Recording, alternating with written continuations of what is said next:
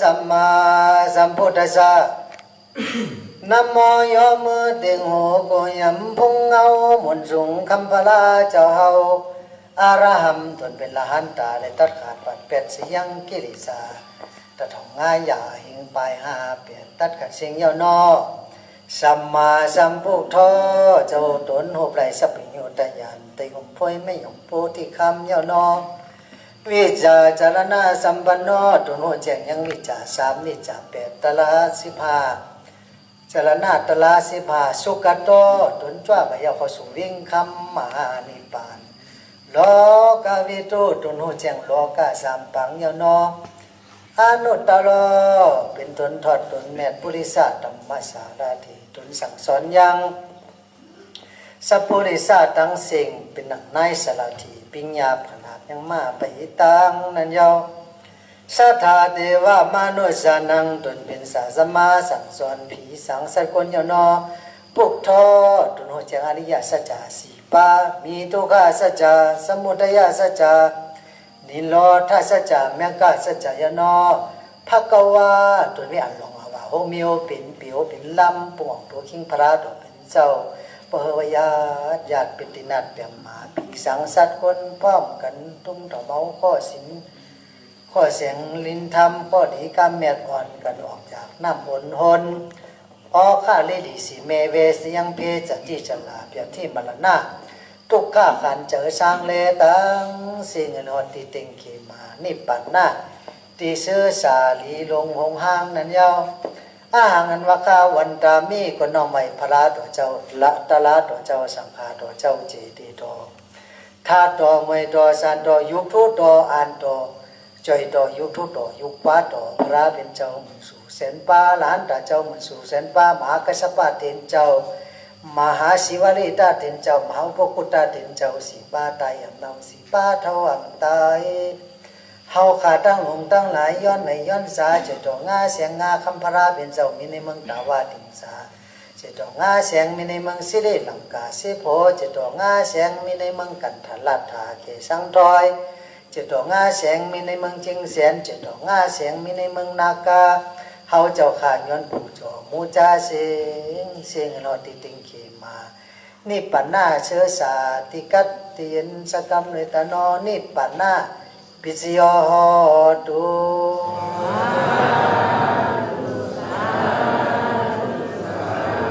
มือตันวันดียามดีมีมังกลามาจูจอดทอดถึงเฮาหาสัตกะมือตันวันเมื่อไหนถึงมือหนึ่งวันหนึ่งเฮาเจ้าสินทำปอบุญสุ่มในก่อนจังให้ชื่อก็ผู้ว่าหิดทุ่งปารมีมันมีไว้บุญเธอขำกับเธอเป็นเสลเลยเกิดมาเป็นก้นอย่างดินกินเขาเหมือนกันเป็นก้นในสตวานเหมือนกันร่อนๆอยู่จอมยุกจอมหนำคันธาหาโหตูเจอเผลอมันเฮาเจ้าก็ได้มาแก่งมากับมาภาวนาอดขันทีปรมีอดขันทีสร้างปรมีสอดพีสอดก้นที่ทำอยากจะอยู่ทำราชกะหะที่ในมหาโพธิสัตว์พอถึงพอนานเนี่ยก็พวกพวกนั้นได้ประมาณส่วนเมืองก้นนั่นได้อ่านเป็นหลายแสนปีหลายหมื่นปีในหนังเก่าก็เพราะว่าอายุอาศัยคุณสางเนี่ยมันยาวเหลือเมืองก้นเนาะเมืองก้นเนาะเนี่ยถ้าว่าเมืองสางเมืองผีก้อยก็ปะผีพอไทยเขาว่า100 ปีเมืองก้นตัดวันหนึ่งเมืองผีวันนั้นเมืองผีเนี่ยเป็นเมืองตาวาติงสาฉะนั้นเมืองผีเนี่ยปะผีเมืองก้นเนี่ยตัดวันหนึ่งคืนหนึ่งเมืองเขาไว้น่ะมันไว้น่ะเวลาเมืองก้นมันเจียวมันขอบไฟไว้น่ะฉะนั้นนวาสาตกะกูก้นอายุอาสาเขาพอยินยาวเขาหึงประมาณตัวอายุอาสาเขาประมาณขับ7ตัวในแต่ถ้าหนาหางมาว่ามือซึ่งก็เป็นโลอ่อนเมื่อไหร่ก็พออายุ60 70 80มาติ๊กเขาจะวนจุ่มก็เพราะนับกบ2 ปองเป็น100เนี่ยไทยเขาว่านั่นปากปีน่ะนับกบไป2 ปองก็50 ปีพอฮอดมาพอปีไตเขาได้บอกว่ามาพอวัยมันเกิดเป็น50 ปีเต็มมาไทยเขาว่าพศสักศาสนาปีธรรมนี่2 เฮง5 ปาก58เนี่ยเขาว่าในบาดเจ็บไม่57ก็เป็นอายุ50 ปีฉะนั้นอายุอาศัยห้อมนับส่วนทั้งคนดีเนี่ยอายุเล็กๆก็เป็นคนดีเป็น สังฆิใจสัมมาเน7 ปีเป็นพวกเป็นละหันตาวน่ะมันก็อายุเป็น100 ปีกับพันตะลาก็เป็นคนเป็ดหลายนั่นเก่าอันนี้ก็ย้อนเมตตาตะลาปดตอนอ่อนท่านพ่อแม่สัตกาจงสู้หักดูเจ้าของมันเนี่ยใครถามเช่นไหนกะในกรรมเจอเพราะว่าหักดูเจ้าของมันหักแต่หักลักเหตุการณ์กุศลตั้งหลังมันว่านั่นอย่างที่เห็นนั้นคนหักดูเจ้าของมันตั้งนาปานาปาหลังเฮ็ดสังโกดูโตเพราะปานาปาหลังเฮ็ดสังโกโตเป็นคนเป็ดหลายเจ้าของคนเป็ดหลายเจ้าโอ้ก็ปองดูผู้ยองมันจะพิชุคำฮาวานั่นน่ะอย่าเป็นผู้ยองขึ้นยองร้องน่ะปองอยู่คาลัดคาฮ้อนี่ปองอยู่เพราะเปลี่ยนกรรมตั้งปินผลมันเป็นผู้ยองขึ้นยองลงห้อมเลยเมื่อนี่ปั่นก็ว่าเฮายองปั่นขึ้นปั่นลงในคงมาละจักคงวัฏจักรสังสารนั่นสังสารได้เกิดได้เท่าได้เจ็บได้เป็นได้ตายในโลกาหลังในเป็นปีเป็นน้องเฮาเป็นลูกเป็นหลานเฮาเป็นคนหักเฮาคนจังเฮานี่ก่อนในโลกไหนอย่าไปหักเผลออย่าไปจังเผลออย่าไปเก้เฮตาเปิ้นหันเปิ้นดีอย่าไปไข่ไล่หันเปิ้นไล่อย่าไปพามาทุกแค้นเปิ้นตัวอยู่ลิ้นอย่าไปไล่ให้ตัวอยู่ไปไม่อย่าไปไล่โคโบอย่าไปไล่จ้ำน้ำอย่าไปไล่คนหันเปิ้นเล็กอย่าไปทางเล็กหันเปิ้นใหญ่อย่าไปทางใหญ่คนก็ในถังมีปิญญาแก่น่ะตั้งนอกในเล็ดแก่ตั้งในสมงือก็มีมังก็นี่งือตั้งนอกไว้ตั้งในเล็ดก็มีสุยเพต่างเฮาตัวอย่างเฮาตัวหมาไว้เฮามาย้อนกินเฮามังโตตัวตั้งนอกอาบแดดก็พอเพิ่นกินนั่นเด้ออันที่กินย่ำกินอันที่กินย่ำกินน่ะนั่งงือในลงมาตัวในเฮาฮู้นี่น่ะมันมักอะไรก็เพิ่นกินนั่นอันที่กินอันมักซ้ำกินน่ะคนเฮาว่าจังนั้นน่ะมันก็เขามักอากุโสเฮ็ดติ๊กๆอ่ะถามนักเสียเจ้าก็มันพร้อมจังจอยตัวมันน่ะมันก็ฮักกุโสเพราะฮักกุโสคนฮักกุโสได้แต่เฮ็ดกุโสเฮ็ดอากุโสในหยาบจงเจิมเจอมันตาอ่อนเฮาว่าเด้อเนาะเพราะฮักกุโสเนี่ยอากุโสในเฮ็ดหยาบคนฮักอากุโสเฮ็ดบุญในซ้ำหยาบเนี่ยเฮาอ่อนมาวัดมาจอมเนี่ยบ่ตัดจังแนวออกชาติไม่ปกปก่อนมือก่อนคนมีเจ้าวุนเจ้ากุศลได้พออังแหนไว้เป็นก็มือซื้อบ้านอันสุดมันนอนผันประมาณตั้งไหนวิเห็นใส่เจ้าประมาณตั้งก็มาผันเหมือนในผันนอดีในธรรมไหนจุมีน่าวิเห็นมันตั้งเอาว่าน่ะเจอเขาเนี่ยเก่าไปน่ะฉะนั้นเนี่ยเจอในหลับลองเสียเพิ่นจังมันหลับลองเจอเขาเนี่ยกางอะไรมีเจอเขากับมึงผีมีเจอเขากับเป็นหมาก็มีเจอเขาน่ะกับเป็นเป็ดเป็นพิจูพิตาตั้งต่ำนี่ผมว่าผมใครเมื่อไปเฮ็ดอาจองมันเฮ็ดเจอพันมันไว้ได้ก็เลยเมื่อก็ใครเป็นหมาก็เลยเป็นน่ะย่ำตัวสุขชการนั้นข้อชการนาซ้ำตั้งนี่เป็นหมาก็มือลื่นมาซ้ำมาเกิดเป็นมาเกิดเป็นเจ้าข้อชการนาซ้ำเป็นคนผีอยู่จันผีก็เมียฉะนั้นเขาใครเป็นผีนี่ก็พอให้ดีนี่ก็ไม่เป็นผีพอเฮ็ดดีนี่ก็มีเปี่ยมเป็นสุตละเมตตากรุณามุทิตาอุเบกขากังเจอเฮาเป็นเจริเจอแม่เจอเสือเฮาฮักเปิ้นเปิ้นก็ฮักเฮาจังเปิ้นก็จังเฮามีเจอเมตตาเปิ้นกรุณาเปิ้นมุทิตาอุเบกขาเปิ้นก็เมตตากรุณาเฮามีกายกรรมเมตตาเนื้อเปิ้นก็มีกายกรรมเมตตาเนื้อเฮามันเป็นอาจองลองตั้งสัจจะดาราเนี่ยเฮามีวจีกรรมเมตตาเนื้อเปิ้นก็มีวจีกรรมเมตตาเนื้อเฮาอันนี้หยองหมันเจ้าลูกมันตาพอมีเจอมโนกรรมเมตตาเนื้อเปิ้นก็มีเจอเมตตาเนื้อเฮาอ่ะ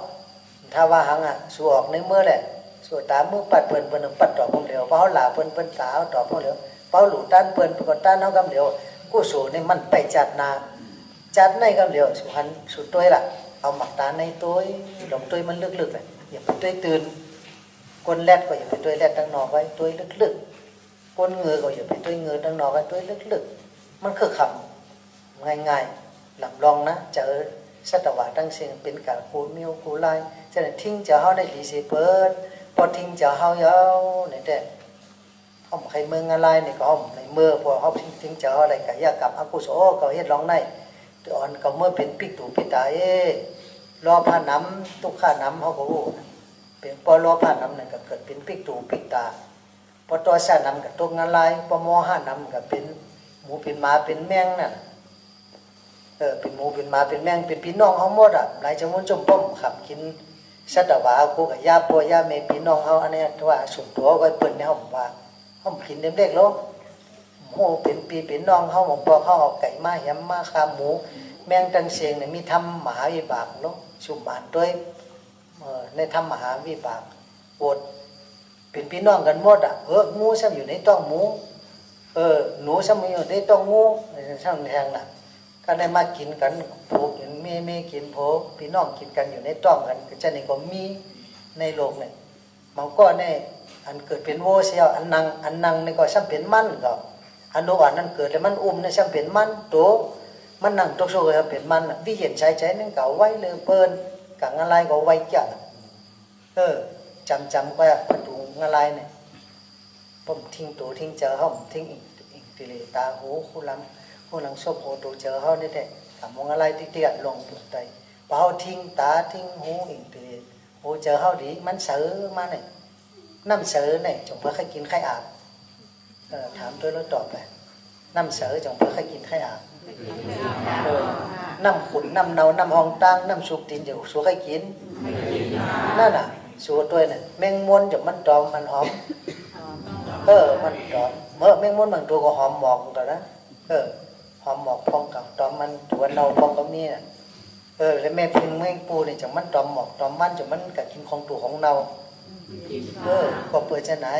คนเหตุการณ์กู้สูงกับตอมมันหอมนั่นก็เหมือนไอ้ที่ใครคือ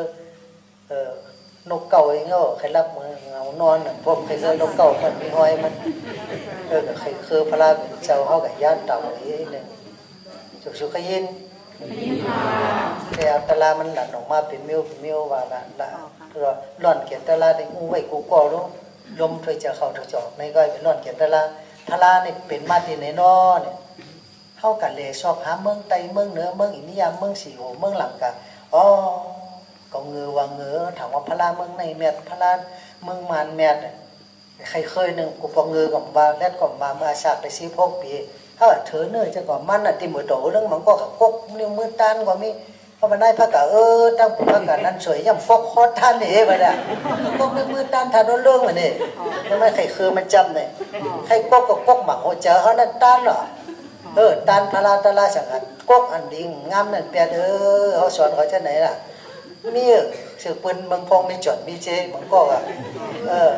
นายพระกะตายเลยลูกยังอยู่นั่นกกในมือตันก็มีเหมือนตัวเรื่องกันเช่นเขาก็จะวุ่นชุ่มของเงิมว่าแล่นว่ามันมีหักติดคำทัดเฉยตะโกงมาอยู่ใน17กับประมือปัทมะเขาก็มีถือในอังกำลัดเพอกับชอบเช็ดเขามีถูดโบนี่ถือห้อยมีในกระโหลกแต่ถือก็เอาเลือดในตาเจ็บน้ำเจ็บอินไปมันเป็นฉีดยาน่ะเสียเขาก็ปัดเนื้อเขาเลือดออกมาออกกับตาทัดเฉยตะโกงกับเฮ็ดหักกับชื่อที่เราก็ในกำมันก็โม่ลงเอาเลือดในเฮ็ดหักติดคำทัดเฉยตะโกงเฮ็ดลาดเหมือนในไว้ค่ะเป็นว่าจิตจำตายต้องไว้น่ะลาดมาค่ะตั้งค่ะตั้งแรกค่ะน่ะ3 วันน่ะเพที่ในย่ำหายหรือห้อยยังมีห้อยเจ็บเลยกัดกาแหลมตัดเป็นปูโคบานิ้วมือปุดเลยงานที่เต้นดีๆเสียตามเสียโยดูเต้นข้อเต้นเจอเนี่ยมันเป็นสอนกันสอนค่ะไหนค่ะไปเฮ็ดตามตัวค่ะค่ะไหนมีเอามือติดนั่นน่ะย่ำหายห้อยยังมีอยู่ไหนห้อยเจ็บเธอเต้เจ้านั้นเนี่ยดูเต้นมาหัวเจ้าเขาเต้นเจ้าเขาเนี่ยจุนอากุโสพระราเป็นเจ้าสอนมือสัพพะปะภาษากาลนังเนี่ยมือละวงเวการเมืองเลือกเหตุการณ์ลีสีมันโนหัวใจจริงจังเพราะจะลีเนี่ยได้มันดีน่ะตั้งวันกินข้าวก็ได้3 วันเนาะกินข้าวยังจมนั่งทุกสุขในโลกมันก็3 วันกินก็เหมือนวานน่ะกัดลอยๆยังแบบมันน่ะมันเปลี่ยนหนังเขาอยู่จมปล่อยพระราเนี่ยเด็ดเปลี่ยนตายมองบอก14-15 วันกินฟองนางหมาตัวในนางในหมูหนูก็มาย้อนกินเพราะเขาให้กินเขาห้องเขาห้องหู้กำเขาหนูก็มาย้อนกินบางตัวพิษกันก็สอนเขาแบ่งเป็นปุ่นเป็นพรพวกสุพิษกันธรรมะนะว่าเนี่ยหมดมาอยู่จอมหังหมดมีเป็นล้านตัวก็จัดเละกับกูตีกูตังเดี๋ยวห้องน้ำห้องน้องตีอาบน้ำเขาก็สุมากินน้ำหมดเขาก็ตักน้ำมาบรรจุกินอย่างมาตักมันกินเป็นตีหมดก็ฟังกรรมหมดฟังกรรมหรือโกนกันเดี๋ยวทำเนี่ยนะโกนมังกรในแต่ชอบมาเมียวเจอเป็นเมียวเขาเนี่ยเดี๋ยวเมื่อตัวได้พ่อมโยมนะเมื่อ2 ตัวเขาเล่งเขาไว้เนี่ยเขามาเกาเขามีเฮิร์นอยู่ใกล้เขาเพราะเขาแค่กินก็เมื่อปันกินอีกทีหนึ่งที่ไหนเขามาไปทิ้งเป็นลูกเชือกไปเขาหม หมดงามเนี่ยมาจำมีหมดหลำก้อยๆทำเอาน่ะหมดงามในเด็กไปไก่ฉะนั้นสัตว์ตวายังมีตัวมีเจอเป็นโพธิจิตเหมือนที่เขาว่ามาไกลน่ะก้นมีศีลมีธรรมกว่ามันที่ห่างให้โดยสัตว์กูบอกในแต่คาเฟ่ก็อ่านธรรมเมื่อไกลก็มาใครจะปีสุคำอ่ะอ่านธรรมะพระเป็นเจ้าเป็นอันลองนกยุงคำอ่ะเป็นอันลองสมมาปากกันตัวเหมือนกันตัวเสียนกันตัวล้านกันตัวค่ะเขาก็เกิดเป็นม้าเนี่ยว่าพระเป็นเจ้าหนึ่งไม้อ่ะเป็นไม่ยิ่งก็เป็นเนี่ยว่าก็เดียวพระเป็นคนใจก็เป็นอ่ะเป็นคนผู้เมย์ก็เป็นก็เป็นกับเพชรศิลป์เปิ้ลเนี่ยว่าพระเนี่ยหลัดชื่อสุภิกายุมเพราะในโลกกำพร้าเนี่ยเขาก็น้ำตากับปวดตัวกับเมลาตายเขาย่ำให้กับรักช่วยแชดหยดที่พูดว่าได้ชื่อที่ทำมูเสือจักหูคนให้บางหน้าเปิ้ลกับรักช่วยแชดขบใจไรก็ให้ติดทำมูเสือจักหูสิ่งเจอสิ่งข้อเมย์ก็มีเขาในแต่ในหันนาแทงพ่อสองอ่ะมาในพอก็มีเมย์ก็มีเกาหลุมเมื่อมาพุกมาเฮในแต่ปฏิเหตุกันลอยๆอ่ะมาในฉะนั้นเนี่ยมีที่เจอเนี่ยก็ป้อมเต็ดเจออะไรกันเต็ดคอเต็ดนิ้วมือพอขาดกูนิ้วก็มันเหมือนนี่ปั่นได้ย้อนต้องปั่นสู้พี่น้องปลองแกกับเต็ดตีมือต่อหัวลึงค่ะพะเยาอย่าผิดตาแพ้กับลุ่มลากับเจ็ดอย่าผิดเท่ากับดีกองงูอย่างไรรัดซื่อๆรัดจ่อๆออกมาได้เนาะปังปล่อยตะลาออกมาเท่ากับไว้ด้านถัดจอมจึงเอายาผินมาด้านเขาเนี่ย18 กิโลนัง9 กิโลเนี่ยมัวใส่จุกีจีว่ากันเอามือกับใครช่างบ้านช่างจ้องก็เลยเพราะ18 กิโล8 กิโลเนี่ยในน้ำเอามือก็มันเป็นยาเพิ่มมาจุนมือมาตั้งหลังมือตั้งนั้นมาตั้งดีก็มาตั้งดีเมื่อตั้งให้ก็มาตั้งให้เบียงของชุมมากก็ชูกินนะห้ามมากห้ามกินเอามาลูมาตาเป็นกูชูไอโจเจ้ามันจมไม่เย้าแต่ก่อนเคยไม่เย้ากระบไม่เจ้ามันจมยาผินออกมาน้ำเด้อได้ปอกเมินอ่ะซ้ำยาผินออกน้ำเลือเก่าเนี่ยก็สูบก็สูบพลังอ่ะจริงก็สูบจมน้ำบางอ่ะพอดันเสือมาย้อนลูกนั่นปีนึงออก10 ลูกเนี่ยเผื่อตกเจอนกปังปลาห่านกปังปลาห่านกอย่างนั้นมาตกเจอก็มา7 ปีลูกทุกวันนั่นน่ะได้เสือพ่อนำน่ะเพราะว่าปีหนึ่ง7 ลูกเนี่ยเด้อที่เราเป็นเสือหมดอ่ะ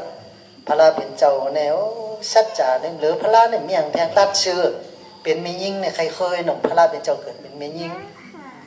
กับพิชินสีล่างกับหูเจ้าดิโยนั่งสิริสุทธานีเนี่ยอยู่ในตลาดอ่ะพระยาสัมฤทธิ์จับคือนกเก่า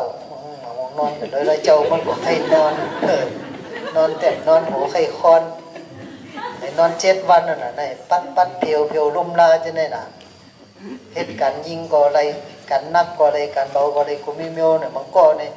ต่อยช่อจะวนจมนะเป็นผู้แมนหมดเหตุการณ์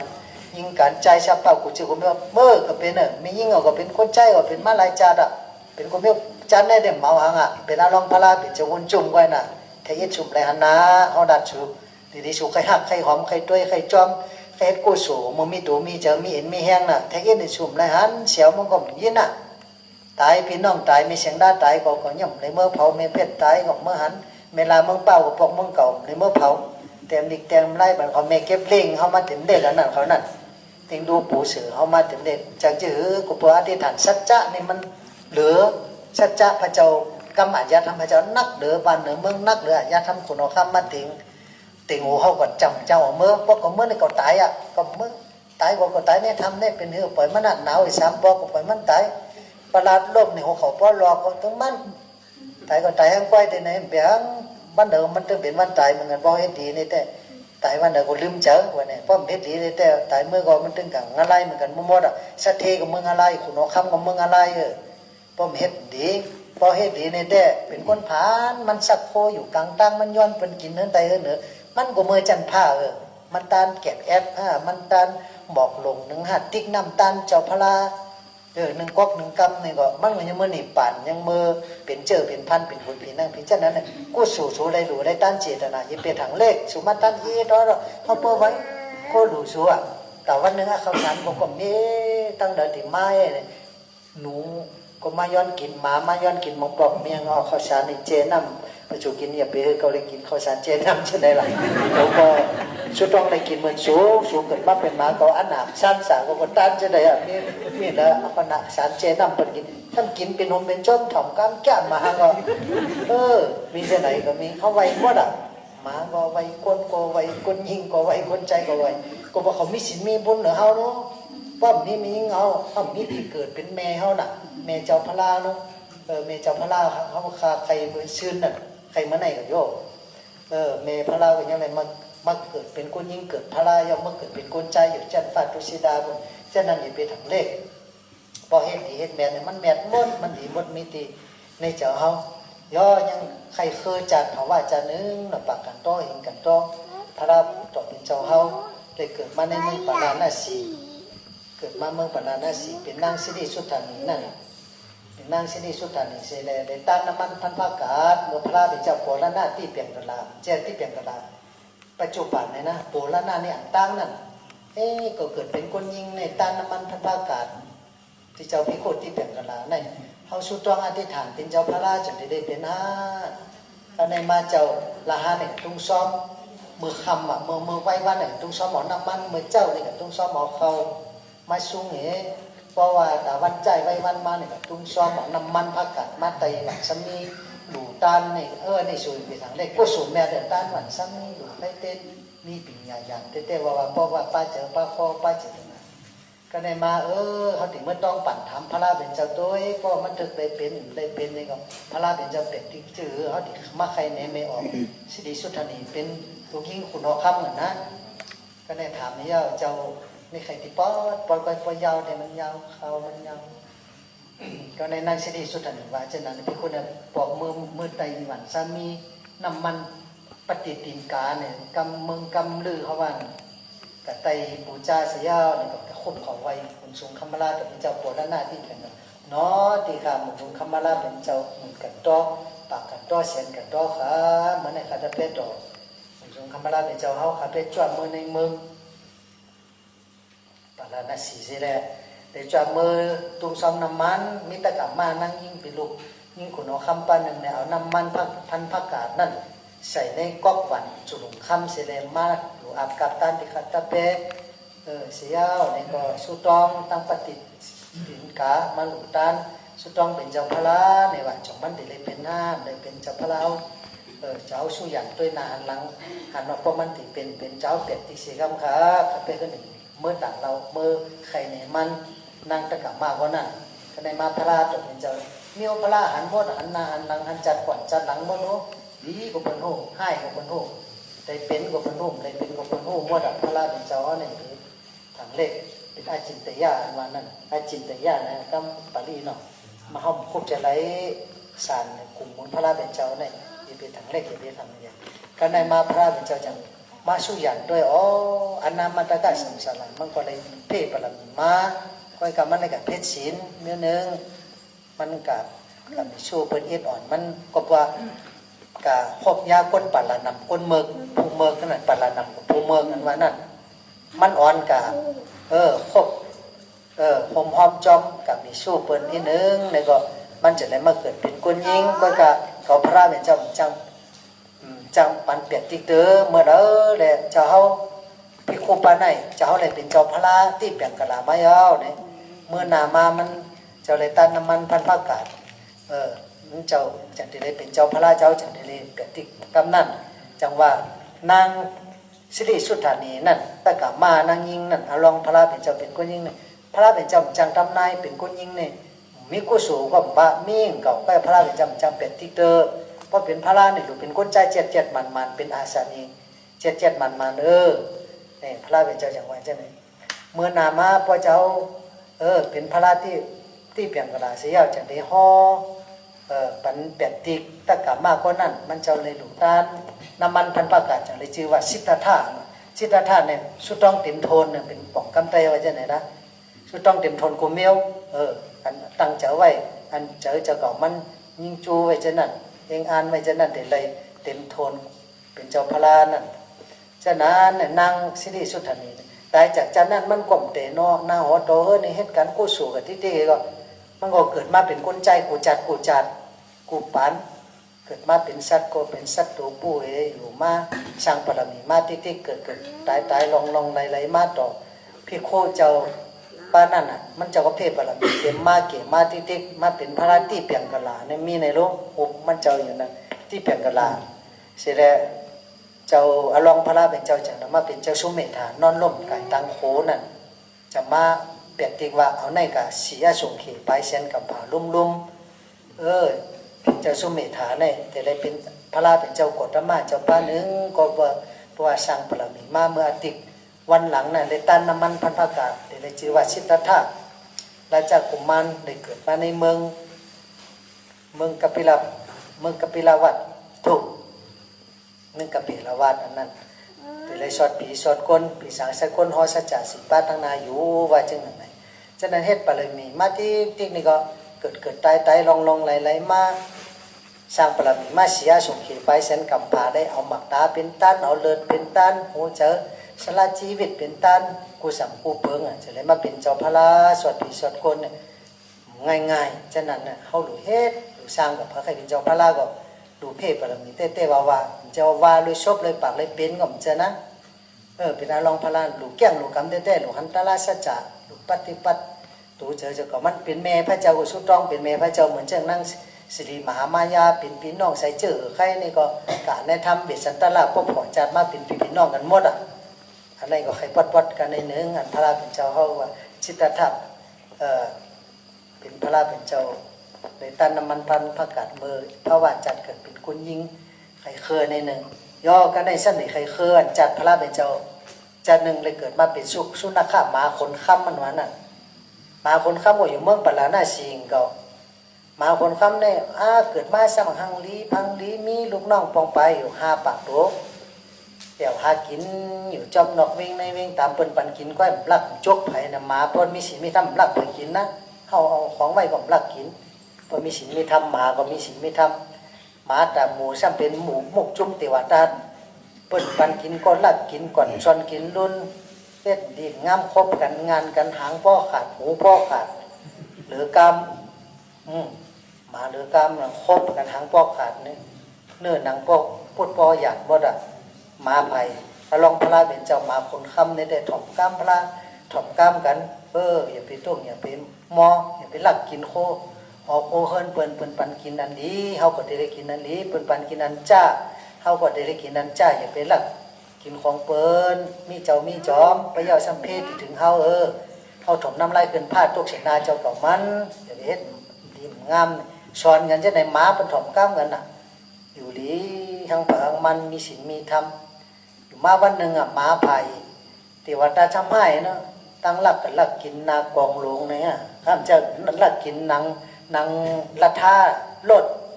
คนเจ้ามาอย่างคนนอกคำเมื่อไหร่ก็ถึงเมื่อเล่ส่วนปั้นเสาเย็นกันจะหน้ามัดลูกน้องปองไปเสนามัดหางแค้นลดล่อลัทธาก็จะเมื่อเล่เอี่ยวสวนปั้นเสาเย็นเพื่อกันด้วยเมียนางอันหุ่มรถฉะนั้นนักเปล่านางเสือนางโวจะในหุ่มไหมล่ะมาดีงามตะเปลูกน้องเดี๋ยวตัดมั่งงานกินครบกินโพดสิเมียมาหลักงานกินหมดนางรถเจ้าก็มีค่ะก็เนี่ยว่าพวกนั้นมาจะได้แหมตายหมดเห็นไหมเนี่ยนะแหมตายหมดไปโตคนนี้นะแหมตายจะคุณเอาคำมามิ่งชาโลตายกะเกาโต10 ตัวงังยิงน่ะได้เม็ดดีก็ตายไปกดเป็นกองอะไรลองนำกังกาเนี่ยพอดูพอเนาเนี่ยนะฉับหมานี่ติดตายเป็ดหมดลองพระเป็นเจ้ามาคนคำจะมาต้องปั่นขึ้นไปออกคำมาเนี่ยมาตัวนั้นแล้วพี่น้องเจอคือใส่เจอใครเขาเจอคือหมาเขาติดตายเป็นหมดก็เปิดตะเป็ดเดี๋ยวตัดปลาตัวเดียวเราตั้งชาในมันเห็นดีก็เดี๋ยวก็ตายทั้งหมดมันก็ไผ่ลูกน้องติว่าตัดมี5 ปากไผ่ลูกน้องพระราเป็นเจ้าก็มี5 ปากก็ถึงเมื่อต้องปั่นคุณนอค่ำก่อนเพราะเมื่อต้องปั่นตายหมดคนดีก็ตายจอมคนมีตนก็ตายจอมกันเหมือนหมามีตนเป็นไม่มาหมดเมื่อปั่นได้เสียมีที่อยู่คนไรลูกคุณนอค่ำมาลองมาคนค่ำเนี่ยขึ้นเมื่อแผ่วคุณนอค่ำเมืองปั่นได้สีเนี่ยกันโนบไว้ก็เมื่อนั้นเมื่อย่ำนั้นเนี่ยเมื่อไรกับเพกับมั่งน้ำหมาเลยก้นของหูกำกันสัตว์ตัวเล็กตัวใหญ่หูกำกันจะ จะมันจงบ่ฮู้มาลงเอาหมดโตเขาฮู้ในเจอก็เขาใครกินหังอ่านเจอเขาใครเอาหังเขามานั่งเขาย้อนหังนี่ก็กินอิ่มห้ามอิ่มเขาอ่านเจอเขาฮู้ล่ะเขาใครไรหังเขาฮู้อันในมากห้ามมากห้านสูกินเจก็อยู่ในเนื้อปลามีก็กินกล้วยสูก็กินกล้วยหมักช่างพ่อจงกินงอกโอ้ปันกินค่ะหมักช่างพ่อมีจอดมีเจหมายาวกินกับหมักช่างพ่อก็พอดีผลตก7 วันจะเทินพ่อเหมือนมึงไตอะไรมึงพองเลยไปเป็นกินหมักช่างพ่อกินในพ่อมันมีแต่นอกใครเคลื่อนมาก็มีย่อก็ได้มาเผยเอาลองพระราเป็นเจ้าคืนเมื่อเดียวเจ้าผู้อย่างคนนกคำอ๋อนอติคามุนสูงผู้อย่างคนนกคำมาค่ะต้องปั่นเจ้าสีกรรมเหมือนในตันเหมือนในขับแปมีขอกรรมนับมาตั้งมาตักเราถึงเจ้าค่ะก็เพราะว่าเจ้าเนี่ยมาปันตนปันตามอย่าจะวนว่าหมาตั้งเสียงในเมืองปราดนาสีในแฮมเป็นมดหมาหลีก็มีค่ะหมาให้ก็มีค่ะอย่าไปแฮมเป็นมดจำด้วยค่ะขับแปในเอี่ยวจอมป่าเหี่ยวช่างแข้งจอมคางบ้านปิดบ้านเหรียญเมืองเป็นปันกินจังกินเลยกินก็ย่อเขาค่ะนี่พอยอมกังงังกินยิงดูขี้คางปะหางหิ้งให้เจ้าก็หันอยู่อันจะลักกินเลิกกินในปีกะตายปอกค่ะเจ้านำบานำลักกินเลิกกินก็กะเจ้าตายเปิดข้าไปแหมเปิดทุกคนปอกก็โหข้าเปียที่ย้อนต้องปานเจ้าหรือมีกติสัจจะคนห้องมีกติสัจจะมันหมันเนี่ยมีตละสัจจะหมันกันในกันเนี่ยไร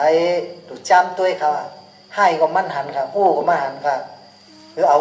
เข้าสารนั้นนกโลเยยาและปันกินค่ะหมาในเวงก็หลูกินหมานอกเวงก็หลูกิน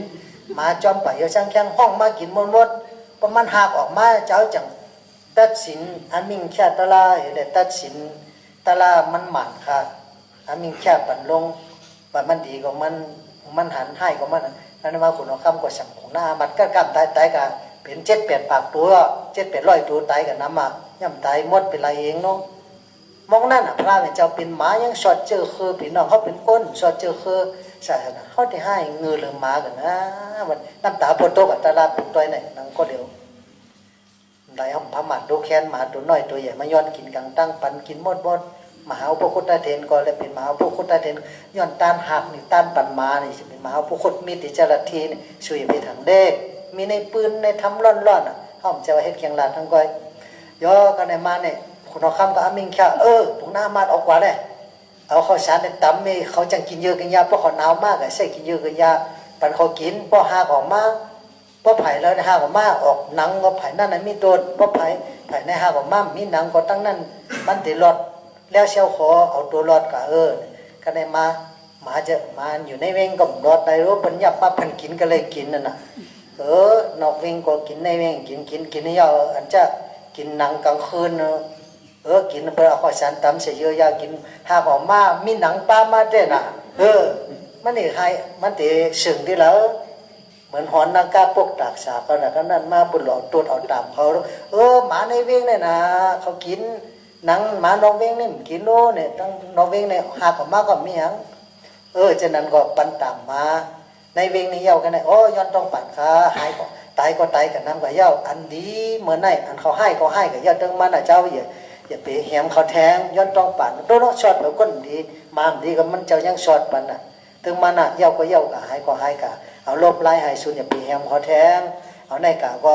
มันดีเหมือนในวันนาก็ดีจัดในเขาดีจัดนามันก็ดีมากมาเดินเจอในคนเฮานี้นิ้วมือเกิดมากก็เป็นการเจ้าจากเทพสินดาราเนี่ยมาด้วยนั่นสอนเป็นสินหายเลยคุณน้องค่ำก็อยู่ในสินกินในทำตะไลปนตุกถึงซุกพระเป็นเจ้าเป็นอารองมาคุณค่ำจันนั่นนี่ก็แก้มกับสินเสียเนี่ยก็ป้นจากจันนั่นก็ได้เมื่อเกิดในจันพาตาวาติงสาเสียเนี่ยก็ส่วนฉันลองไหลมาจากเป็นเจ้าพระกฏมาเอาค่ะป้อมมีในทำจ้ำกันนะครับไปอ่านเบอร์เป็นพระน้อยนะเป็นเจ้าสั่งนั่นฉันต้องเนี่ยมาลาดมาไหนย่อจะนั้นเขาหลุมมาต้องไม่กูโก้คนมีศีลมีธรรมมีตะลาเนี่ยอย่าไปถังเล็กเอาไว้ในอกในเจอกูโก้กูคนมันสึงสิ้นใดเขาเฮ็ดให้ก็เป็นนึงแหน่เปิ้นเฮ็ดดีก็เป็นนึงแหน่เปิ้นฉะนั้นเขาหลุมมีศีลมีธรรมมันให้ป้นกว่าย่าในก็ล่างสุกนาล่างตายย่าเขาป้นขี้กลมมันอย่าไปลงขี้กลมแทงมันก็สุกตีนเป็นขี้กลมย่าขึ้นกับโต๊ะขี้กลมแทงก็มันบดหน่อยเสียดีเพราะคนเฮาเนี่ยมันอันหู้เนี่ยมันป้น อันหู้นี่มันนำเลยหู้พอมีตังหู้มันได้มันเฮ็ดอ่ะมันไพ่เนี่ยมันไม่มือห้องขยิบโลอากุโสเช่นนั้นนี่ย้อนใครปันสู่กันได้นะย่อกันได้ใครเคยนกเก้ากันเนาะนกเก้าสัมพันธ์ป่าเทศินพันป่าห้องนำขึ้นลอยกับป้อยอยู่หาเนาะ3ต้อยป่าป้อยตะลาวัดเดียวตั้งคืนนี่กูพิกติสจักรหรือมองกับเจ้าด้วยอ๋อยังเจ้าแปดตะลาแถมจะมองก็น้ำเกศเพราะว่านำคำเจอว่าเกศมิสิริว่ากันได้มาที่ใครเคยหางพลือเหมือนน้ำเจ้าว่าอะไรนกเก้าก็เนาะนกเก้าเขาจะได้นำมีหอยไว้ป้องใครอะไรนี่ว่าเจ้านั้นเนี่ยพระราเป็นเจ้าเขาเนี่ยก็คือเหมือนคนเขาเนี่ยกันเนาะถ้าเขาก็เท่าอนันตาเขาก็คือเนื้อเขียนเนื้อคือตัวมาเนี่ยเขาเจ้าพระราย้อนมาอยู่ทำที่อิงแต่ศาลาทำอิงแต่ศาลาในพวกผมทำได้เขาว่าเป็นทำไม่อ่อยจ้างนะคะทำไม่อ่อยจ้างในป้นที่ลอยอย่าจะอยู่เพราะเป็นเมื่ออินทิยาในที่หันลอยมาอยู่แต่ทำแนวอะไรเมื่อหันทำอิงแต่ศาลานั้นมันป้อไก่ทำอ่อยจ้างเป็นกว่ากันลุ่มลาทำบัดมันเจ้าภาวนากำศีลกำธรรมภาวนาพระเป็นเจ้าก็คือเหมือนคนเฮาเนี่ยพิคู่ละหันตาเลยพิษกันเทงกันเมืองก้อยสัมปีที่เมืองขุนนคำอุดตินเนี่ยอุดตินน้ำมังนั่นขุนนคำอุดตินน้ำมังนั่นพิษกันเทงกันจางกัดตั้งน้ำใส่ในกุฏิทางตัดอินก้อยเลยกึดขำไม่ก้อยอีเน่นี่แก่เลยสุดตันนี่มันเทงกันกว่าเทงกันมาเนี่ยเอาดอกพระเป็นเจ้าพ่อขำไรเพราะอะไรไปเมื่ออยู่จอมเหมือนเจ้าพุ่นจุ่มเลยเนี่ยนะบุคคลก็เขาจันมาจันเขามีที่อยู่ที่เศร้าพอได้เมามาอยู่ทำเจ้าพุ่นจุ่มมาในแม่เต้นเนาะแก่เต้นเนาะพอได้ยองถัดใจจังมันคืนในจะเป็นคนมาเปล่าไม่ได้เจ้าพุ่นจุ่มมีที่อยู่ที่เศร้าเมามาอยู่ทำมาแก่เต้นเนาะอดเต้นเนาะพอเราเป็นตลาดทั้งวันทั้งคืนเนี่ยจะเป็นคนมาเหมือนไรเพราะนั้นเนี่ยยอมตายก็ทำชัวร์ผู้สมัครด้วยเหตุการณ์ในแต่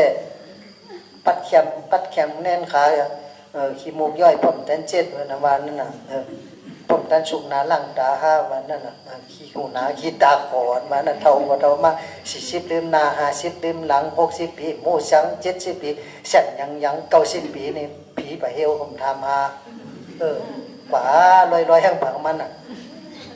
เจ้าไหนล่ะก็ได้มานกเก่าพระเป็นเจ้าก็เหมือนเฮาก็ได้มาอนันตาก็ย้อนมือเลยเจออีกนึงเขาในตีอยู่แทงกระหือกล่องโง่แล้วก็พิษก็สัมปีเมื่อไกลตีไข่มันยาวอันนั้นก็พิษกันเทงกันพระเป็นเจ้าพระไรไปเมื่ออยู่จอมจ้างปลาเลไลเนี่ยจ้างปลาเลไลยันลุ่มลาพระเป็นเจ้าน่ะตักน้ำอาบน้ำซุปจ้างปลาเลไลไตเขาว่าเป็นตีทุ่งเมาตีปุ่นเนี่ยตีเป็นเพราะว่าจานหนึ่งพระว่าเป็นอันตึกเมืองจัดปันพระเป็นเจ้าเต้ๆหัวเขาเป็นโดยในจ้างปลาเลไลจัดตัวลาแร่นี่อยู่เมืองทุ่งเมานำอยู่ข้างนอกเอาเข้าไว้ในทุ่งเมายังมีตีนั่นจ้างปลาเล่ไล่นี่ตักน้ำอาบนั่งซูมจ้างปลาเล่ไล่ก็จะได้เป็นพระราเป็นเจ้าป้าหนึ่งอันนี้ก็ง่ายๆคนเฮาเนี่ยพอเป็นจ้างเป็นสัตว์เป็นแมงเป็นนกเก้าอะไรเป็นพระรากันได้มาพระราเป็นเจ้าลงมาตรงซองมาโลมายาสีนกเก้าตัวหนึ่งน่ะมาจับติ่มตัวไม่เหลือกุกงกชนรับชนนอนมือขึ้นเป็นนกจันเมื่อวันเป็นนกเก่ามันหัวเขาได้มาตกเจอพระราเป็นเจ้ามาตกเจอพระราเป็นเจ้าจ้ามาเนาะ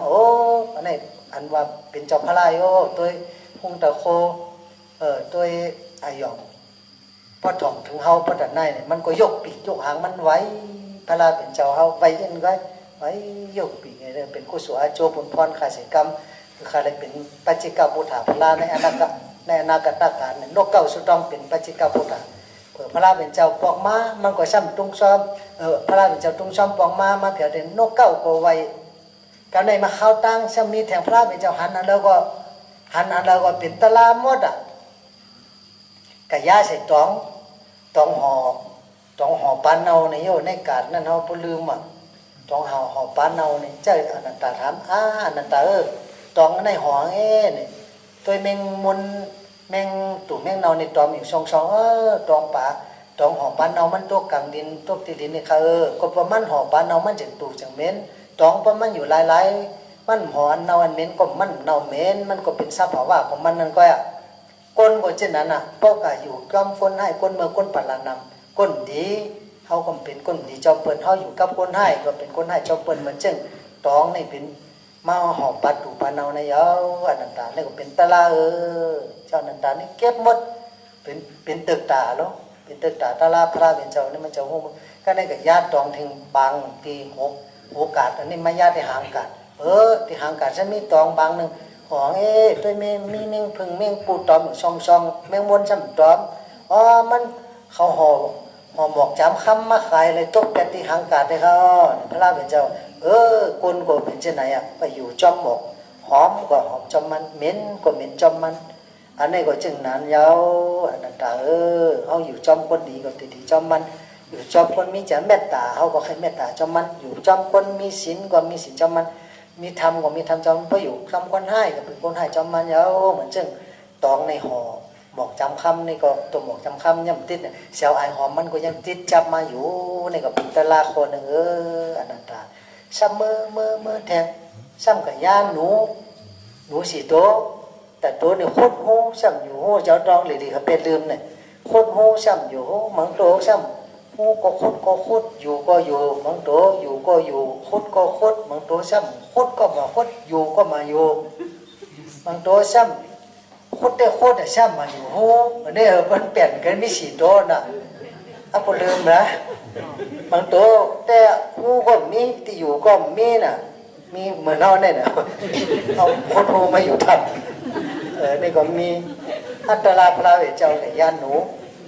ก็ได้มาอันคนหูแล้วอยู่หูนี่ชื่อเนี่ยมีศีลมีธรรมหูอยู่ศีลธรรมมีชื่อก็หูคุณพระเจ้าพระธรรมพระสังฆเจ้าก็หูอันเดียวก็หูหมด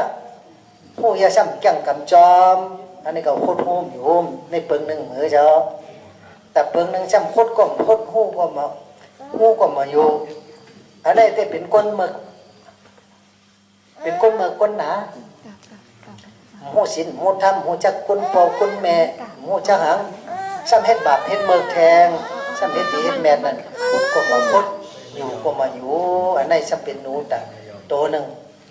ซ้ำหูซ้ำจึงโคตรอยู่ซ้ำอยู่ปิญญาให้ลืมหมออยู่ไว้ซ้ำได้โคตรโหนี่ก็มีน่ะอันนี้ก็มีสุกเฮ็ดหน่อยแล้วมันเอาคนลืมหน้าลืมหลังอันนี้ก็มีพระวิเจ้าสอนกันนั่นอันนี้ก็เป็นตารางอยู่นึงอนันตาเนี่ยคนเฮาในโลกได้เหมือนกันเหมือนเชิงพระวิเจ้าสอนมันก็สำรับสิ่งมารับสิ่งเมื่อก็มีมันก็สำรับสิ่งมาสำแรงมือก็มีมันก็แรงมาสำแรงมือก็มีมันก็แรงมารับสิ่งปอมือก็มีน่ะมีสี่เลี้ยวสี่เปิ้งอันนี้ก็เจ้าก็ค่อยเปซับแรงตั้งหลังปันเขากันน่ะเป็นลืม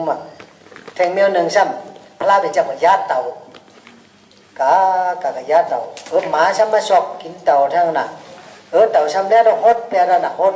ดขามันไปตะวันก็ไม่ได้กินเห่า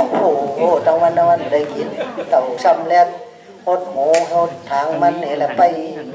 เลยกินก็ไปกันนะเต่าขึ้นการก็มาไปกันเต่าก็ขั้นมาแทงพระเป็นเจ้าก็จงหันอนันตาเต่าในก็เป็นตะละก้นเฮาป้อมทิ้งอีกตีตาหูคู่หลังลิ้นโตสุโขเจ้าเฮาพิคู่ก็ป้อมทิ้งอีกตีเฮาในก็มันพี่ส่งไปมาจังมัดแทบมัดตัดจังมาเก้าสัวจังมากินสัวจังโซโหป้อทิ้งอีกตีตาหูสมโดเจ้าเฮามีปัญญามีศรัทธามีสติตะลาเนี่ยมีสติตะลาเนี่ยแต่เฮาก็ติดป้นเพป้นไผพอเขาเปลี่ยนโหเมื่อติ๊กกำเปลี่ยนโหออกกำเปลี่ยนหางออกเปิ้นก็ครบเฮาไว้จังไหนก็เต่าเป็นตะลาเนี่ยนึงเนี่ยพระเป็นเจ้าสอนไปจังไหนกันในมาพระเป็นเจ้าปอกมาแผ่วที่ต้นไม้เหลือที่นกเก้าเนี่ยปอกมาไว้ตัวรู้นกเก้าตัวไหนก็มือก็ยังไว้ก็มาก็ยังไว้คนในมันก็ย่ำมาไว้พระเป็นเจ้าเขาอยู่เจริญจราเป็นอยู่ไปดอกไปหลายก้อยย่างเดี๋ยวให้หรือนกเก้าในก่อน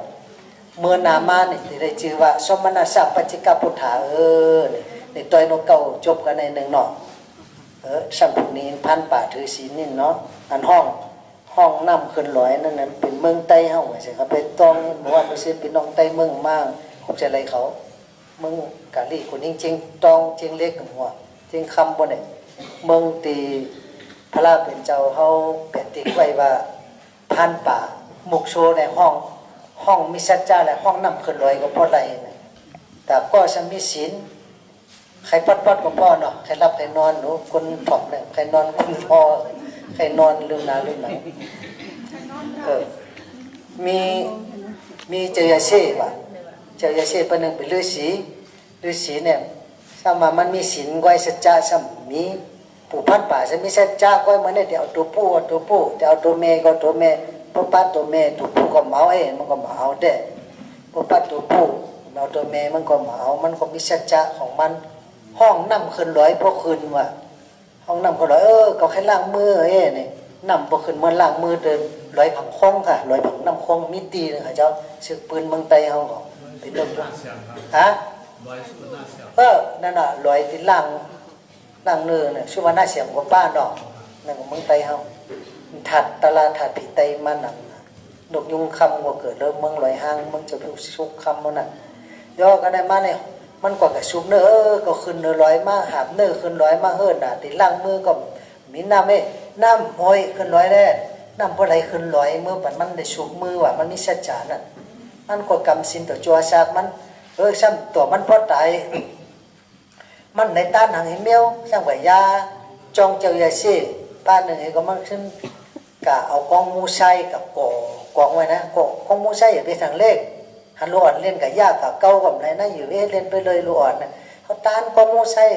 สูงหมอกผ่ามือก็เลยหมอกคอมือก็เลยเจตนาศรัทธาเขาเลยเมื่อหรือเลยต้านกองมูใหญ่เฉยตะโกงกันว่ะหรือเลยต้านกองมูหลงก่อนเพราะต้านกองมูไซเนี่ยบุญบาปเพราะอะไรเหตุการณ์ไม่เห็นไม่ใช่มันป้วนมนาเนี่ยเผื่อพันป่านั้นตายมือก็กู้โสนนับไรเพราะหาเชียงเชียงลมมาปัดมาก็นับไรแล้วถ้าแต่ได้แต่เหลือเมื่อก็อยู่เมืองพีละเนี่ยปวดเล็บเมื่ออยู่เมืองพีก็เมื่อเป็นแต่ว่าถึงสาแต่ว่ามันได้อย่างตรงอะไรค่ะเนี่ยมาตรงอะไรเนี่ยเป็นพันป่าเด็ดๆมีนี่มีในศึกปืนขนาดย่อกันได้มาเจียเสียบ้านนั้นฉันมีศีลก้อยก็มีศีลห้าศีลก็พอหลอดแล้วเชี่ยวขอเจ้าเก่ามันโยบางวันก็มีบางวันก็มีนั่นเนี่ยมีศีลว่ะสัจจะสัมมีใครกินข้าวขิงแล้วก็กินกลางวันก็กินคำก็กินใครนอนขิงแล้วก็นอนพอขันมาก็อยู่ป้อมปัดน้ำป้อมหาบป้อมอามชุบใครใส่เพื่อนก็ใส่ใครใส่ก็ใส่เมาเจ้าบุญจุบวางเพื่อนก็ห้ามใส่ก็มันเป็นเพื่อนเป็นไพ่เนาะก็ไพ่ไม่จองเอาก็ประมาณนั้นหมอลุมละได้เผาถ่านไว้เจ้าเสียบ้านนั้นฉันมีศีลไว้แต่วันหนึ่งเนี่ยกับยากันไว้ตั้งปู่พันป่าหาบเนื้อมาเมื่อมีหางตั้งดูตั้งคิงในเจิมก็มีสัจจะเมื่อไหร่เอาตัวผู้กับตัวแม่มีสัจจะเราเจ้าเรามีหางเขามีศีลเทงกันศีลและสัจจะนักแก่เลยกันมาแค่กันอาบน้ำนองไอ้ก่อนอาบน้ำนองเสียวกันได้มากมีหมกปอกผู้ลงใบบัวคนพอนั่งใดกูบอกมันนั่งใบบัวคนมีศีลมีธรรมมีสัจจะแต่ก็ทางนั่งหน้าเพื่อที่แก้เขียนเลยเพื่อกันที่สัจจะเนี่ยพอมีศีลก็ต้องมีสัจจะจอมกันพอมีศีลพอมีสัจจะก็มีศีลพอมีศีลก็มีสัจจะพอมีสัจจะนี่แหละมีศีลเหมือนกันนะพูดขาดหมดก็ในมันนั่งใบโบเขียงกันตั้งคืนอย่าไปลุกภาวนาชี้แพ้อธิษฐานนั่งอธิษฐานเนี่ยชี้แพ้นั่งเผามันคนใครเผื่อมีลองหลีก็คนใครกลุ่มบุญนั่งเผามันก็ในมาตะวันตีคืนตะวันย่ำไปต้นคืนเจ้าพระฤาษีตัวนั้นบอกว่าตะวันออกมันไปออกนะมั่งเงาแรงมันมากันน่ะมันออกแล้วพระฤาษีตกน้ำงานน่ะตกไปโพนก็ว่ามันมีศีลมีสัจจะน่ะปักขีตกน้ำกัดผมในทมหูกบาลมีศีลน่ะมีสัจจะหมู่ห้ากันไหนก็เปิดใจไหนมันจะตกน้ำป่าจุ่มน้ำกัดตัวเขาเนี่ยย่ำตกน้ำก็ว่าเขามีตะวันคืนของเขาต้องว่าคืนตะวันตกว่าตกอันนี้เป็นต้นคืนของว่าคืนนี่แหละเป็นต้นกินเพราะว่ากินอันนั้นมันเจ้าด้วยมีสัจจะเหมือนเขานี่ผู้พันป่าขึ้นมาสอนมังปอกก็ก้นบานก็สอนตู้เจ้าพระฤาษีก็มีมังปอกก็ลือสีตู้ผ้าสอนตะกาก็มีเนาะปตะกาตาบอดแต่สูงจุงตู้เจ้าตาดีปตะกาตาดีจำจุงตู้เจ้าตาบอดนี่ก็มีน่ะเหมือนจังหมูจ้างแต่เสียงมาฮอดรับพอเลยจุงขึ้นจุงลองอยู่แค่จ้างแต่เสียงก็มีดังเราเหมือนมึงผูเขาจุงขึ้นจุงลองอาจจะสั่งอ่อนในจุงว่าจัง ในจังจุงพอแล้วหาเปียในจะสั่งในนะเพิ่มจังเขาก็เล่งเขาก็เขาจุงว่ามือใครขี้ใครเยอะมือสูงมือสูงล้าเนี่ยวะแต่วันหนึ่งมาฮอตลาดที่ถัดจอมหงกูบอกเลยเจ้าอะไรเสียงบอกกันต้นหรือเจ้ากันช่วงเพชรอะฮอตลากุมาโลกุมาลาจะวนจุ่มมาฮอตลาที่ถัดจอมหงกอลียาวลูกขัดด้วยต้องแกนย้อนฮอตลาที่รถสุดหรือกันไหนคะไม่ว่ากันไหนอะพี่โคเขาบอกว่าพี่โคมันเป้จุ่มโยมันเจอมันเจ้ากินทั้งปีเด้อลาที่ถัดตัวก็เคยเคยเลยนะบอกไรไหนฉะนั้นตลาดอยู่มิติเจ้าเขาว่าพระมิตาลีมังก็ตาบอดนี่ตาในมันดีก็มีมังก็ตาลีตาในมันบอดสู้จังโง่ตาเขาตั้งลองดีแค่หันกูมันกูเมืองหันกูตะบุตรีเขาช่ำอันตลาเป็นคนตาบอดมังก็ตาบอดนอกตั้งในมันบอดนะเฉียไปทางเลขหันหมดประเทศทางนั้นมังก็ช่ำตาบอดตาตั้งนอกในช่ำดีตาในช่ำบอดเขากูในกูตาในบอดนี่ก็ตาในบอดจังสู้อายุเนี่ยมัวนับชิงเพชรอ่ะเนี่ยงามอะไรตันติ๊กหนูจังชิกชิกมัวกันเดี๋ยวยนเลยโจ้มัวว่าเอากุศลมาเนี่ยยาวจะเนี่ยมัวจะเต็มมาเหมือนเม่งหมิ่นถมตะลายยังได้เป็นล้านตาเนาะก็ได้มาเนี่ยตานอกบอดเนี่ยดีโกละเพิ่นตาในบอดเนี่ยดีลูกดีโกละเพิ่นก็ว่าตาตั้งตาในตานอกในสัมหันวันหันเมืองหันกูเมียวซ้ำหูสินหูทำหูคุณพ่อหูคุณแม่หูคุณสังขารสามามเหตุการณ์ดีการแมดเนี่ยทุกขะขันเจอมีหมักตาก็เหมือนตาบอดเย้าตาบอดเงามีหูก็เหมือนหูหนกผมตาลามีมือก็เหมือนมือฮักใบสาพลาปอมแม่ลุ่มลาปอมแม่สาสามามีตีนก็เหมือนตีนฮักอ่ะฉะนั้นเป็นตาลาตัวหนึ่งป่าเป็นสัพพะว่ามันเนาะก็ในใครเคยพันป่าไปเย้าก็พิดกันว่ามีศีลหรือมีสัจจะพันป่าว่ามัดเทงกันจันทร์เสียวจะมาปูจกันต่อพระฤาษีเพราะอะไรกันต่อเพราะอะไรต้องปั่นมันวะได้ต้องปั่นพันป่าเสียได้ฉะนั้นเขามัดจับกันนี่ละศีลและสัจจะมันติดกันเนี่ยเอาตั้งแต่นั้นมาเนี่ยศีลสัจจะต้องอยู่ติดกันเพราะมีศีลก็อย่างมีสัจจะก็เพราะมีสัจจะก็มีศีลนั่นน่ะอยู่ติดกันศีลสัจจะอยู่มีจอมกันกติสัจจะหรือมีไว้อังปังอังมันแข่งกับตาลายปนทุกถึงสุขเหมือนเขาจะวุ่นจุ่มว่าเมื่อซื้อหนึ่งจะว่าแค่ได้นาแค่ได้ตาไว้ไม่นาเดี๋ยวเขายังขั้นสุกนะเมื่อว่าเมื่อซื้อนะว่าอธิษฐานว่าปังจะพิสุขคำมาสุมาใจขับเป้กำขับเป้ก็เกี่ยเนื้อเฮือตัวเท่ายาวที่อยู่ทำใน3 ปี 3 เดือน3 วัน 3 ยามมันจะอดขันทีปรมีมาเจ้าเขาเจ้าพิสุขคำเองตั้งยานเขานับย้ำเขาเหมือนปีเหมือนโหมันเจ้าพระราชหนึ่งอ่ะนับถือหนึ่งเลยปอมันเจ้ามามันจะมานั่งในเจ้าพ่ออย่างนอกเขาก็พอทัตลามันถึงกันค่ะขาดแต่ขาดในแต่3 ชั่วโมงเขาหมดไรเจ้าซ้ำที่อยู่3 ปี 3 เดือนถ้ามันตายเป็นตายค่ะก็ผมมีขันทีกับพระราเป็นเจ้าอยู่ไล่ๆเป็นพระราก็จื้อค่ะขันเป็นที่อดขันทีเอาแก่งกรรมกับเป็นก็สอดปีสอดก้นเหมือนในญาติสัตวา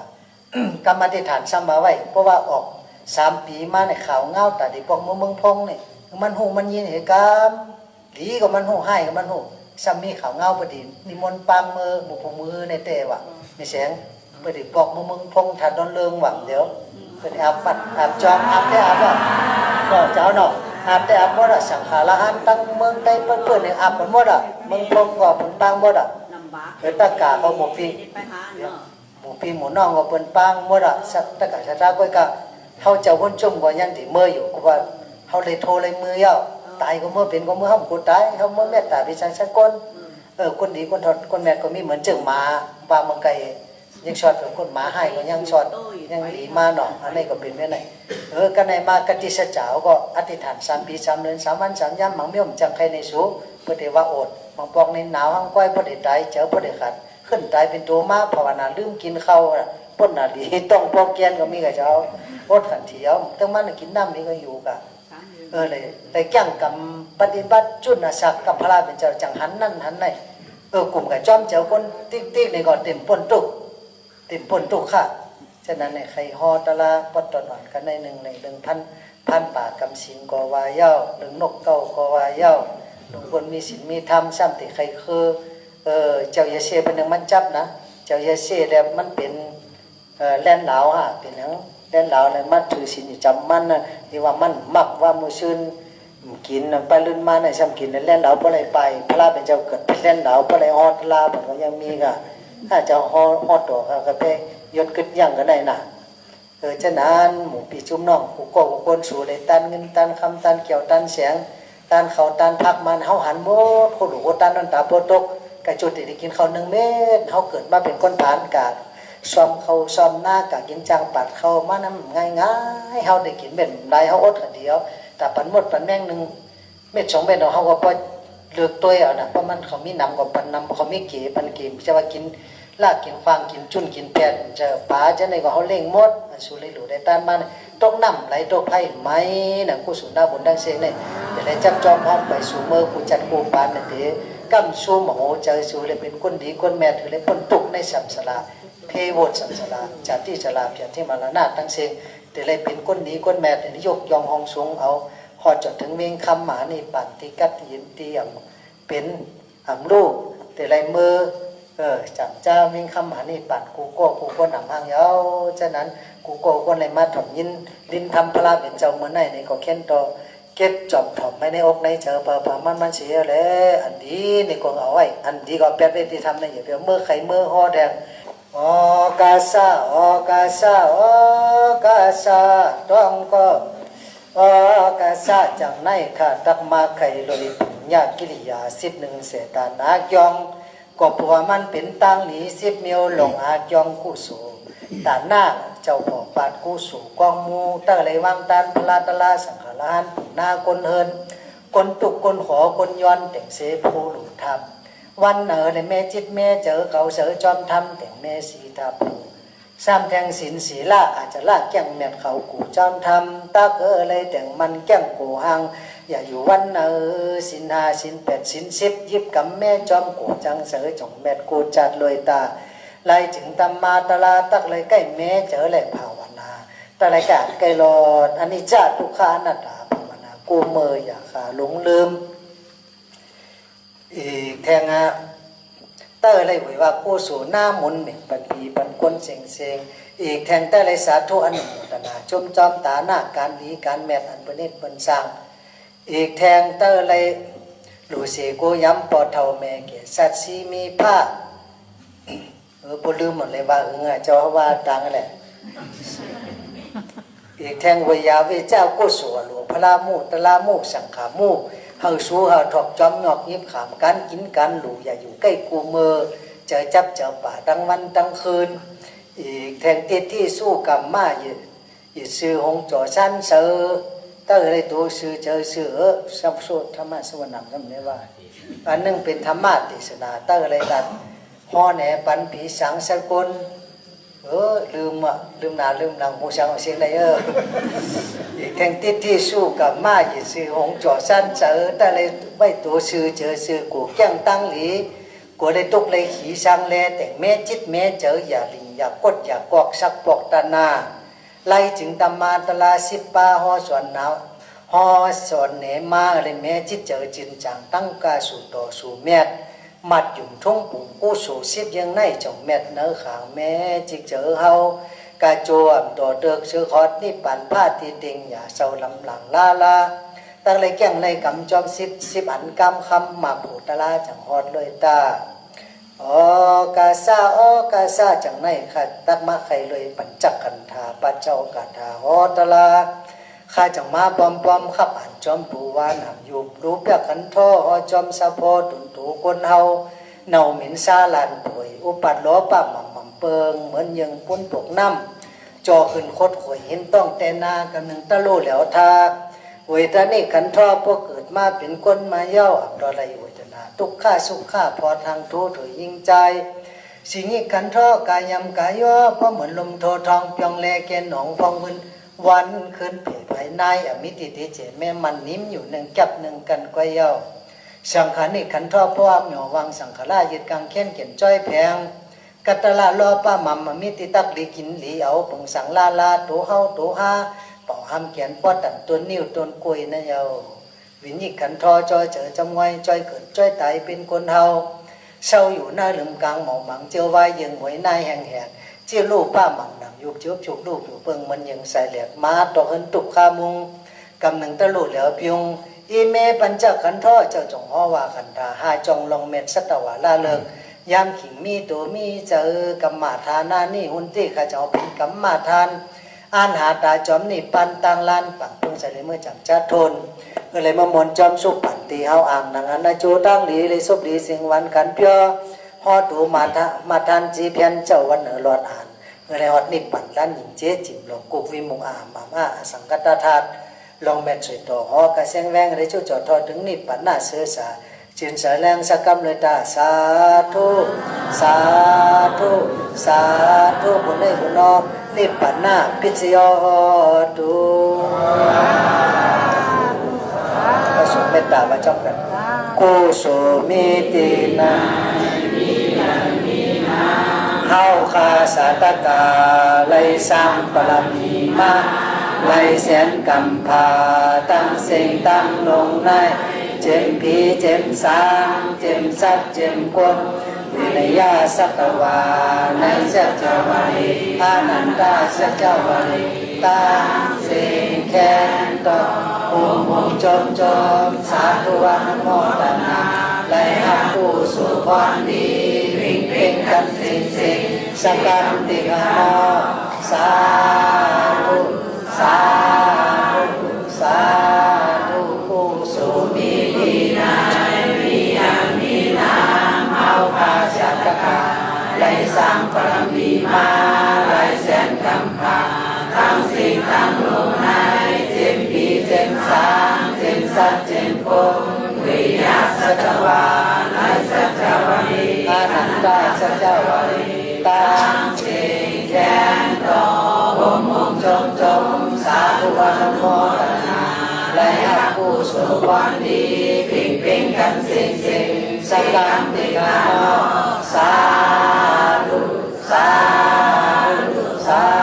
ธุผู้สุขมีดีนายมีญามีนามเอาภาชัตกาไลสังปรมีมาไลแสนกำพาตั้งสิ่งตั้งลงในเจมพีเจมสางเจมสัตเจมโกนวิญญาสัตวาไลสัจวารีอานันตาสัจวารีตั้งสิ่งแค้นต่อภูมิจมสาธุอนุโมทนาและหักผู้สุขความดีพิงเพ่งกันสิ่งสักการติกาโมสาธุสาธุสาธุนานาเมศีลาเมภาวนาเมเขาเจ้าค่ะตั้งสิ่งตั้งลงอย่าโตโตหายดีมั่งไหลคนอิมั่งไหลสัตวาอิมั่งไหล